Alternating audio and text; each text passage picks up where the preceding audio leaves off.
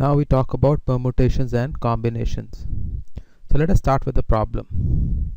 So an organization has 10 people. So the question is, in how many ways can they pick a president, a vice president, and a secretary? So we fill the positions in order. So notice that this order word is very important here in permutations. So the order is, you can fill the first position in 10 ways. You can fill the second position in 9 ways. So out of 10 you could choose anyone to be the president. Once you have fixed the president, you have only 9 people left. So you can fill the second position in 9 ways. And then once you pick the vice president, then you have to pick up the secretary. You have already selected 2 people, so only 8 people are left. So you can fill the third position in 8 ways. So you multiply them, you get 720 is the total number of ways you can pick a president, vice president, and a secretary. So this is the answer. Now we can generalize this. So you can generalize this to n positions and k offices. So then the total number of ways to fill the office is given as n times n minus 1 times n minus 2 all the way to n minus k plus 1. So here n was 10 and k was 3. So you had n times n minus 1 times n minus 2. So that was 10 times 9 times 8. And the 8 is this, you can write as n minus 3 plus 1. That is what we have, n minus k plus 1. So in this problem, n is 10 and you have 3 offices to fill up. Now we can rewrite this. This you can rewrite as n factorial divided by n minus k factorial. So because if I multiply this term with n minus k factorial, I can go all the way to 1. So just notice that if I multiply this with n minus k minus 1 all the way to 1, I just get n factorial.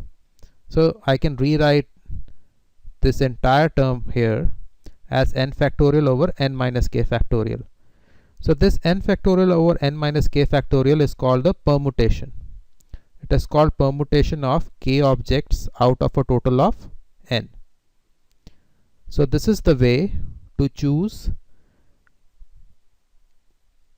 k offices and if there are n people available. So in this example we had 10p3. So instead of n positions you can think of it as n, say, people, if that makes more sense. So this positions was in terms of positions in the organization. So instead of position you can write people here. Now we will slightly play with the same problem a bit more. So we're going to talk about combinations. So say an organization has 10 people. Now we want to show that in how many ways can they pick up 3 people to plan a party. Now they're just planning a party. We just want to pick up 3 people. We are not worried about the order. So not worried about the order in which we pick up people. So here we are worried about the order. Here the order is important. Here order is not encoded. So order is not part of combinations. Now if we follow this strategy, so we will have 10 times 9 times 8 number of ways to pick up 3 people, which is 720 ways. But this also encodes the order of selection. Here we followed the order. So these 3 people can be arranged in 3 factorial ways. So thus the total number of ways is this original times 10 times 9 times 8. We just copy this right here, divided by 3 factorial because we want to get rid of the order.